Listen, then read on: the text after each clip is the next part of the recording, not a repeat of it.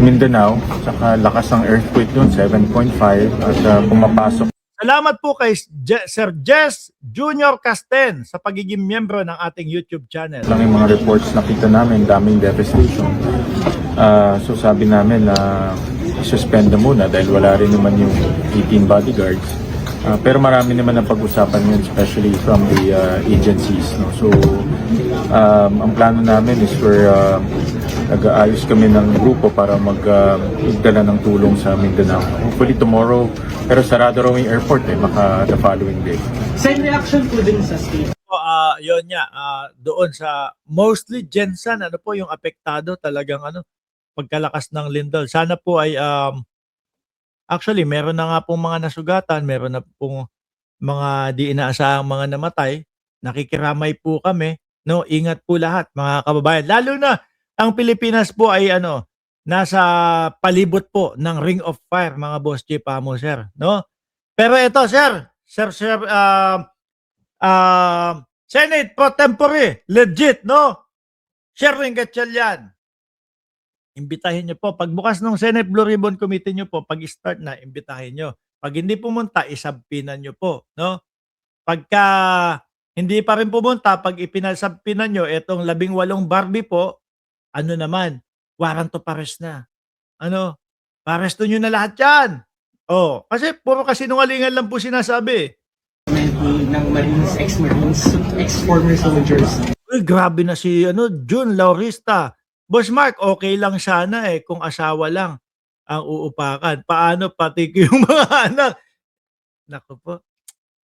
Kaya tayo ho, mga kababayan, lalo na tayong mga padre de pamilya. Maaaring mali po yung sasabihin ko, pero para po sa akin, tayong mga padre de pamilya, tayo po yung magmamaneho, no? Nung sasakyan ng ating kumbaga, sasakyan na, hindi yung sasakyan na pinapaanda. Tayo po ang magmamaneho o magdadrive ng ating pamilya po.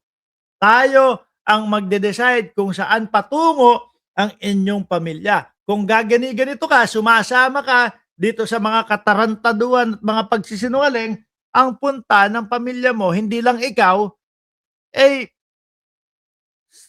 kumbaga, negatibo ang pupuntahan, kapupulutan ng pamilya mo. Pero kung puro positibo, mga kababayan, at wala kang ginagawa, wala kang inaapakan tao, doon mapupunta sa maganda yung way ng bawat isa sa pamilya nyo po. No? Nasa sa atin po nakasalalay yan, mga kababayan. At ang ina naman po, ang ilaw ng tahanan, kapag si mister, kung saan-saan na napupunta, yung mga desisyon ni mister ay hindi na okay, kayo naman ang mag-guide, hahalili kayo doon para yung pamilya nyo po ay maganda yung katutunguhan. Di ba mga kababayan, yun ang aral dito sa 18 Marites Nagbigla pang nagkaroon ng aral dito. For Senator Erwin Singilid sa Blue Ribbon. Sa pagpe-preside daw, sir. Well, yung kanilang statement came from a time na hindi naman official yung gathering nila. No? So, sana kung dito nila ginawa yan, meron silang ganung pahiya, then it's official. No? So, sir, walang merits, walang bearing kahit sinabi nila na pababa na sana sila after the press con. Nandito na sila Sana pumunta na lang sila dito. Why all the drama of pupunta pa doon, may press con? Nandito na sila. This is the best venue to tell the truth. Masabi ko nga, kung ang puso mo, malinis ang konsensya na magsabi ng totoo, pumunta ka dito. Kahit na i-contempt ka, kahit na duru-duruin ka. Wala ho yan, hindi pupunta ho yung mga yan, mga kababayan. Dahil ang gusto nila na pinupuntahan, yung aalalayan po sila. Kagaya nung kay Rodante Marcoleta, hindi po nila nakikita yung dito, mga boss Chipamo, sir. Anyway, mga kababayan, kita-kita po tayo bukas ng umaga. No, mainit po ang ating mga tatalakayan bukas ng alas 9 ng umaga. Hindi po, dito pa din po, mga kababayan, sa channel na hindi po nalelate ang host. Maraming salamat. God bless po sa atin lahat.